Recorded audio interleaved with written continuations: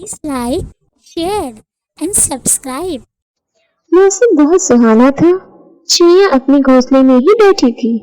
चिड़िया आजकल अपना ज्यादा वक्त अपने घोंसले में ही गुजारा करती थी, क्योंकि उसने अभी कुछ दिन पहले ही एक अंडा दिया था और दिन रात अपने अंडे की रक्षा किया करती थी। अब तो उसके अंडे से बच्चा भी निकलने वाला था, इसलिए अब तो कुछ ज्यादा ही बेचैनी रहा करती थी अपने बच्चे को देखने की। और फिर एक दिन चील आसमान में मंडरा रही थी और चिड़िया की भी नजर उसी चील पर ही थी, क्योंकि वो अच्छे से जानती थी कि वो चील उसके अंडे को चुराना चाहती है। और वो चिड़िया अपने पंख को फैलाकर अपने अंडे पर बैठ जाती है। वो चील सीधे उस चिड़िया पर हमला कर देती है, लेकिन चिड़िया किसी भी कीमत पर अपने अंडे को बचाना चाहती थी, इसलिए वो छोटी चिड़िया उस चील से मुकाबला करती है, लेकिन वो चील के तेज पंजों से बहुत ज्यादा घायल हो जाती है। छोटी चिड़िया ने तो चील से अपने अंडे को बचा लिया था, पर बहुत ज्यादा घायल हो चुकी थी। वो छोटी चिड़िया अपनी जिंदगी और मौत के दरमियान खड़ी थी। वो बहुत हिम्मत करके उड़ती है और उल्लू की तरफ जाती है। चिड़िया, ये क्या हुआ तुम्हारे साथ? तुम्हारा तो बहुत ज्यादा खून बह रहा है। इस चालू चील से तो मैंने अपने अंडे को बचा लिया है और उसने मुझे घायल कर दिया है।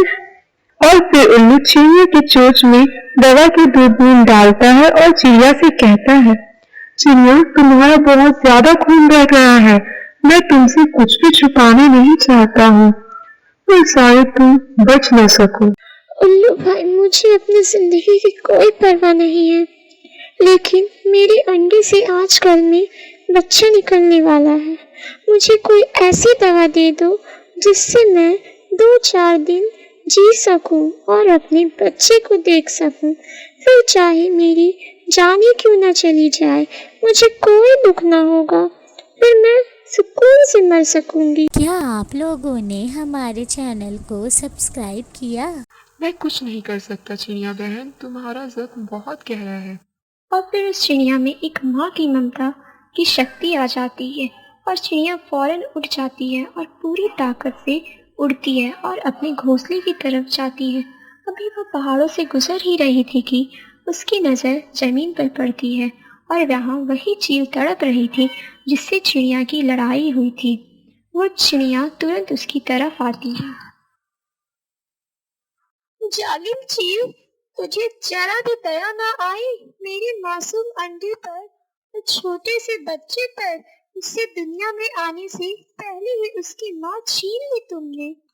वो चिड़िया उस चील से ऐसा कहती है, लेकिन वो चील चिड़िया की किसी भी बात का जवाब नहीं दे रही थी और ऐसे ही तड़प रही थी।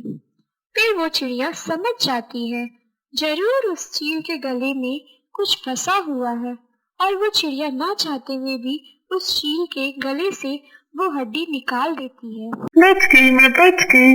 आज मैंने मौत को बहुत करीब से देखा है। तुमने मेरी जान बचाई है, जबकि मैंने तुम्हारा ये हाल किया है। तुमने मुझे माफ कर दिया, शायद मुझको तो मेरा भगवान भी माफ न करता। वो चिड़िया नीचे गिर जाती है।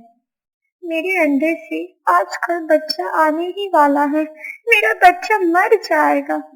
और फिर ऐसा कहते हुए वो चिड़िया मर जाती है।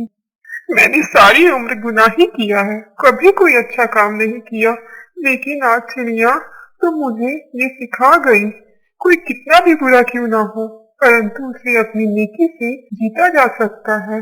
मैं चिड़िया तुम्हारे अंडे की रक्षा करूंगी, मैं पाल लूंगी तुम्हारे बच्चे को, शायद ऐसे ही भगवान मेरे पाप को माफी दे दे। और फिर ऐसा कहते हुए वो चील चिड़िया के घोंसले की तरफ जाती है और उस चिड़िया के अंडे को उठाकर अपने घर की तरफ चल देती है और अंडे को अपने घोंसले में रख लेती है और उस अंडे की अच्छे से रक्षा करती है। अगले रोज उस अंडे से एक छोटा सा बच्चा निकलता है। वो चील पहले कभी माँ नहीं बनी थी, लेकिन आज उसे ये एहसास हो रहा था कि एक माँ की भावनाएं क्या होती है, और उस बच्चे को अपने पंखों में छुपा लेती है और उससे ऐसे ही प्यार करती है जैसे कि मानो वो उसका खुद का ही बच्चा। ऐसे ही कुछ दिन बीत जाते हैं और वो चील उस बच्चे को अच्छे से अच्छा भोजन खिलाती है और उससे खेला भी करती है। अब तो वो बच्चा उड़ने लग गया था। वो बच्चा अब तो जवान हो गया था। वो बच्चा उसी चील को अपनी माँ समझने लग गया था। और फिर एक दिन वो चील उस बच्चे से ऐसा कहती है, मेरी जान, मेरे बच्चे, आज वो दिन आ गया जिसका मुझे इंतजार था। आज मैं अपने मन का बोझ उतारना चाहती हूँ। माँ, कैसा बोझ? आप ये क्या कह रही हो?